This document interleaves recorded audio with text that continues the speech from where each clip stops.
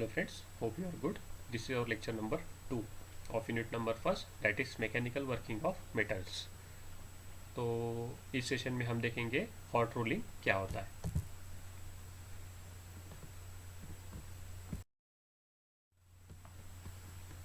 So first thing first, hot rolling. Let's see the definition of rolling.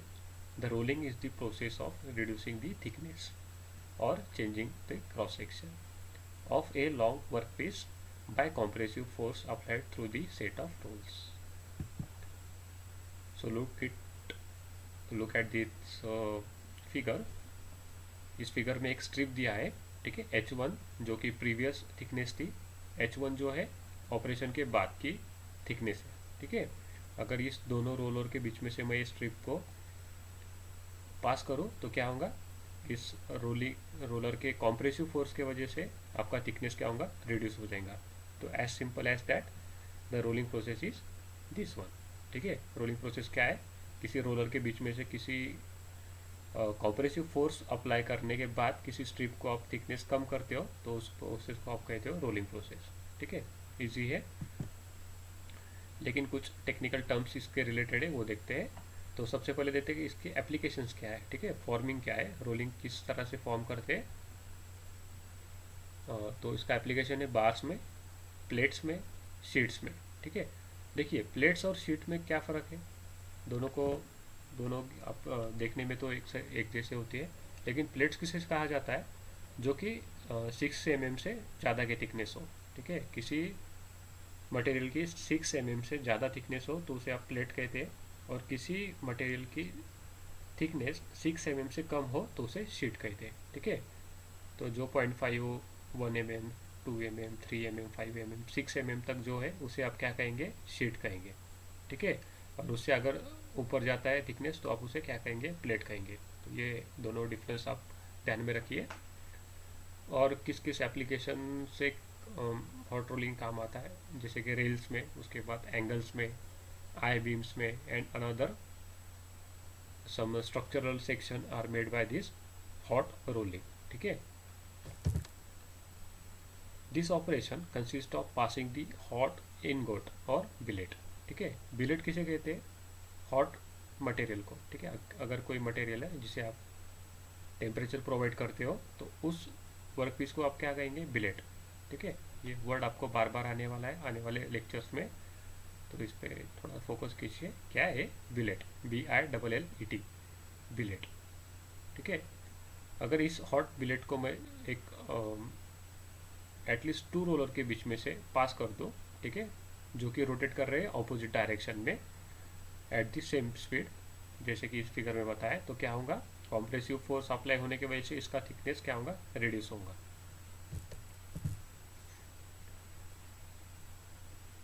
तो space between this roll is adjusted to confirm the desire thickness. इस ये जो roller के बीच में का thickness आपको obtain करने के लिए इस रोलर के बीच में के जो डिस्टेंस है उसको आपको एडजस्ट करना पड़ेगा.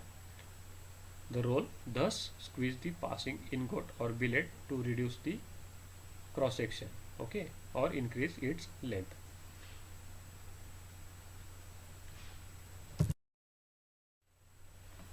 ये फिगर मैं फिर से यहाँ पे ड्रॉ किया हूँ. तो कुछ नोट्स इसके बारे में आपको जान लेना ज़रूरी है. पहला है, to avoid the bending of plates the surface velocity of both the roller should be same, ठीक है. अगर आपको इस जो भी प्लेट हो या शीट हो, इसको अगर पास करते समय आपको बेंड ना होना चाहते हो तो आपको क्या करना पड़ेगा, इस रोलर की जो वेलोसिटी है, जिस वेलोसिटी से ये घूम रहे हैं, उसको एग्जैक्टली सेम रखना पड़ेगा. अगर मान लीजिए इस जो बॉटम रोलर है इसका आप RPM बढ़ा देते हो और टॉप रोलर का RPM घटा देते हो, तो क्या होगा, आपका ये मटेरियल क्या होगा, बॉटम साइड में बेंड होना शुरू हो जाएगा, क्योंकि ये रोलर ज़्यादा स्पीड से घुमा रहा है इस मटेरियल को, ठीक है. तो उसका जो बॉटम पार्ट है वो क्या होगा, बेंड हो जाएगा, अपर पार्ट स्ट्रेट रहेगा. तो आपका जो ऑब्टेन वर्क पीस है वो आपके कोई काम का नहीं रहने वाला. और एक बात है कि to have the same surface area of contact between the rollers and the strip, the diameter of the both roller must be equal, ठीक है. इस रोलर का जो डायमीटर है वो भी इक्वल होना ज़रूरी है, नहीं तो क्या होगा आपका ये जो फिर से वही प्रॉब्लम होगा, बेंड हो जाएगा। ठीक है, जहाँ पे आपका रोलर का डायमीटर कम होगा उस वहाँ पे फ्लो ज़्यादा होगा, उसका आरपीएम बढ़ जाएगा। ठीक है ना। तो अगर ये दोनों चीज़ें आपको अवॉइड करनी हो तो आपको दो क्राइटेरिया फुलफिल करना पड़ेंगे। पहली बात तो इस दोनों रोलर की साइज़ जो है वो सेम होनी चाहिए। दूसरी बात, इसका नंबर ऑफ आरपीएम यानी कि रोटेशन की जो मोमेंट है, वेलोसिटी है, वो भी सेम होनी चाहिए। तो इसके कुछ टाइप्स है आपको। ठीक है, टाइप्स ऑफ रोलिंग मिल्स। पहला है 2 हाई रोलिंग मिल्स, दूसरा है 3 हाई रोलिंग मिल्स, फिर आता है 4 हाई रोलिंग मिल्स। तो देखते हैं वन बाय वन। सबसे पहले 2 हाई मिल्स, क्योंकि सॉरी 3 हाई मिल्स को देखते हैं। टू हाई मिल्स तो आपने ऑलरेडी प्रीवियस स्लाइड्स में देख लिया है। तो okay, it is process of giving 2 stage reduction with the help of 3 rollers. ठीक है, आपने प्रीवियस स्लाइड में जो 2 हाई मिल देखा था उसमें क्या हुआ था, आपका थिकनेस सिर्फ एक स्टेप में रिड्यूस हो चुका था। लेकिन बहुत बार क्या होता है, आप सडनली थिकनेस को कम नहीं कर सकते हो, है ना, क्योंकि आपको कॉम्प्रेसिव फोर्स बहुत ज़्यादा अप्लाई करना पड़ेगा। उसके वजह से हम क्या करते हैं, इसको स्टेप बाय स्टेप रिड्यूस करते हैं। जैसे कि आप इस फिगर में देखते हो, ये जो इनकमिंग मटेरियल है ये पहले सेट ऑफ रोल में पास हुआ तो इसका थिकनेस कुछ हद तक कम हुआ। फिर उसके बाद दूसरे सेट में हमने इसे पास किया तो इसका और थिकनेस कम हुआ। ठीक है ना। तो क्या हुआ, स्टेज में 2 स्टेज में आपने इसका रिडक्शन किया। अगर 1 स्टेज में अगर करना चाहो तो क्या होगा, इस रोलर पे काफ़ी सारा फोर्स अप्लाई करना पड़ेगा। ठीक है, और बहुत सारे चांसेस है कि आपका ये जो स्ट्रिप है इसमें से पास ही ना हो, है ना। तो हम इस मेथड में क्या कर रहे हैं कि 3 रोलर का इस्तेमाल कर रहे हैं जो कि एक दूसरे के अपोजिट रोटेट कर रहे हैं। ठीक है, the direction of the rotation of upper and lower rolls are same. ठीक है, इस दोनों की जो डायरेक्शन है वो सेम है, बट द इंटरमीडिएट रोलर जो है आपका वो अपोजिट डायरेक्शन में घूम रहा है दोनों की। समझ में आ रहा है। चलिए ये ऐसा देखिए कि पहला रोलर और दूसरा रोलर जो है वो अपोजिट डायरेक्शन में घूमेगा, उसके बाद जो दूसरा और तीसरा रोलर है वो अपोजिट डायरेक्शन में घूमेगा, तो ही आपका ये स्ट्रिप इससे पास होगा, नहीं तो पास नहीं होगा। उसके बाद का एक इम्पॉर्टेंट पॉइंट है कि वर्क पीस जो होता है आपका feed in the one direction between the upper and the middle rolls and it reverse direction between the middle and the lower rolls. ठीक है, पहले इस डायरेक्शन में जा रहा है और फिर दूसरे डायरेक्शन में जा रहा है। तो ये हो गया आपका 3 high mill type of rolling. तो इसका फ़ायदा क्या है आपका, देखिए कॉस्ट सेव हो रहा है। कॉस्ट कैसे सेव हो रहा है, अगर मैं यहाँ से पास करूँ और इसके बाद फिर से 2 रोलर लगा दूँ थिकनेस कम करने के लिए, तो क्या होगा, आपको 4 रोलर का यूज़ करना पड़ेगा, बराबर है। लेकिन इस प्रोसेस में आप क्या कर रहे हो, सिर्फ 3 रोलर का यूज़ कर रहे हो, बराबर है। तो आपका एक रोलर का कॉस्ट सेव हो गया ना, उसको उस रोलर को आपको पावर भी देना पड़ेगा, तो उसका पावर भी सेव हो गया। ठीक है, उस वजह से आपका कुछ टाइम भी सेव हो जाएगा। तो इसका एडवांटेज क्या है आपका, it saves the cost of 1 roller and time also. उसके बाद आता है कि 4 हाई मिल क्या होता है, it consist of 4 rollers, 2 of which are working rollers and 2 और ऑफ बैकअप रोलर। बहुत टाइम क्या होता है कि आपका स्ट्रिप का थिकनेस बहुत ज़्यादा होता है, उस वजह से आपको 2 रोलर पे काफ़ी सारा कॉम्प्रेसिव फोर्स अप्लाई करना पड़ता है जो कि सफिशिएंट ना होता है। उस वजह से हम क्या कहते हैं, कोई 2 रोलर को बैकअप देते हैं। ठीक है, यहाँ से जो इनकमिंग मटेरियल जा रहा है आपका, तो ये जो पावर सप्लाइड रोलर से आपके एक्चुअली ये दोनों जो छोटे साइज में दिख रहे हैं वो है। उसके बाद के जो पीछे रखे हुए अपने अपर और लोअर दिख रहे हैं वो आइडलर रोलर है। ठीक है, ये क्या कर रहे हैं, आपको सिर्फ बैकअप दे रहे हैं इस छोटे से रोलर को, लेकिन एक्चुअल वर्किंग कौन कर रहा है, ये छोटे साइज के रोलर्स। तो ये जो टाइप है इस मिल को कहा जाता है कि 4 high mill. It consist of 4 rollers, 2 out of which are working rollers and 2 are backup rollers. Okay, so the backup rollers have larger diameter than the working roller. उसके बाद कुछ और इम्पोर्टेंट मिल्स आप ध्यान में रखिए, जैसे कि टेंडम मिल्स है। इस टेंडम मिल में क्या होता है, जो आपका रोलिंग दी स्ट्रिप होता है is rolled continuously through a number of stands to smaller thickness of each pass. ठीक है, इसमें क्या होता है देखिए, एक अनकॉलर होता है जिसका थिकनेस बहुत ज़्यादा है, जिसे हम प्लेट कहेंगे। ये पहले सेट से पास किया जाता है, फिर दूसरे सेट से पास किया जाता है, जिसका डिस्टेंस कम कम किया जाता है, तीसरे सेट, चार सेट। ठीक है, उसके बाद जो आखिरी आपको मिल रहा है वो काफ़ी कम थिकनेस का वर्क पीस मिल रहा है, जिसे आप वाइंड अप कर लेते हो किसी रील में। ठीक है, तो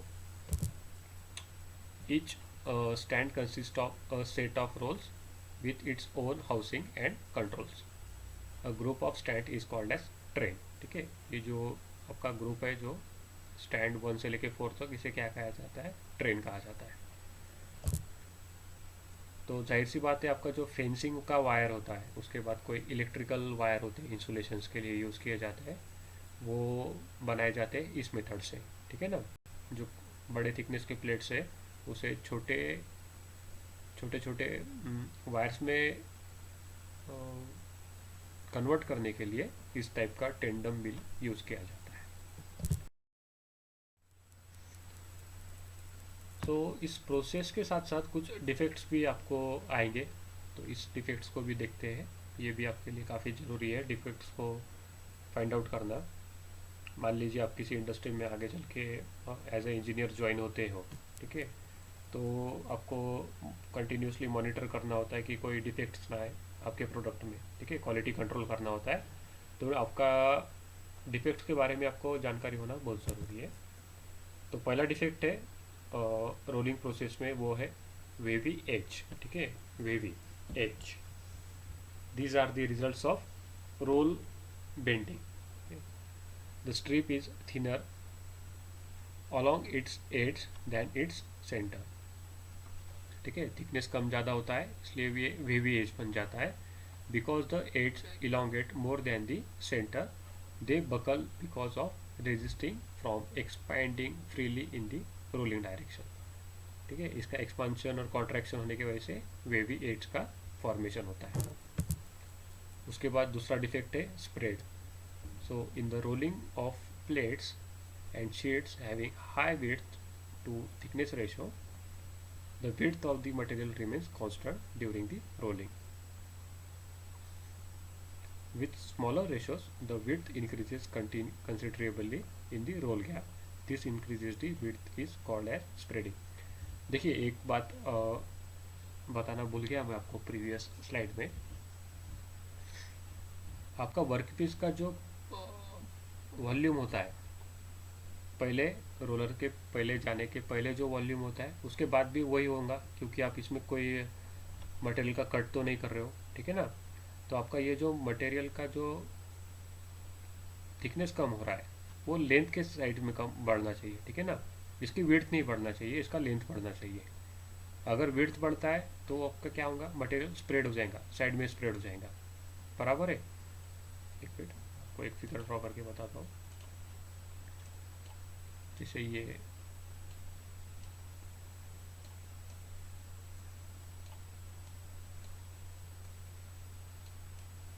ठीक है, मैं माउस से ज़्यादा ठीक से कैरी आउट नहीं कर पा रहा हूँ, लेकिन अब इस बात को समझना चाहिए। ठीक है,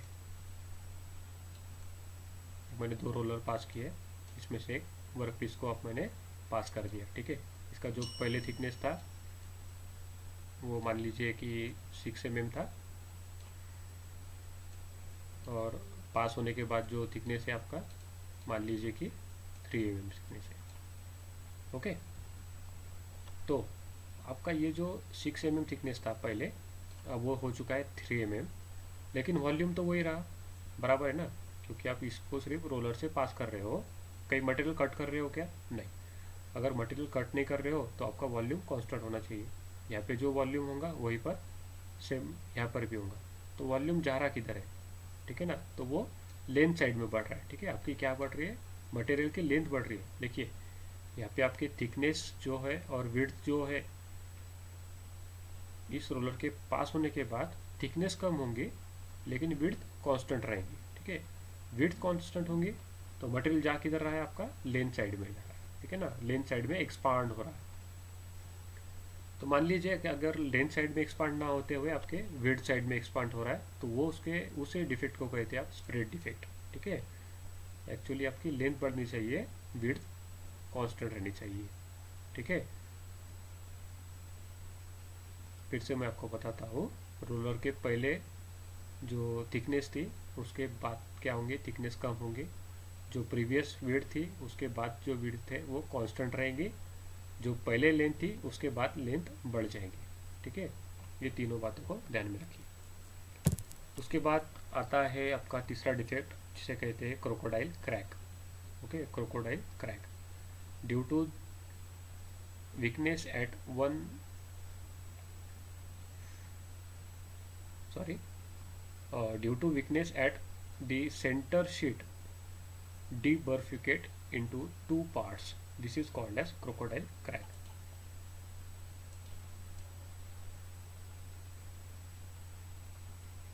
ठीक है,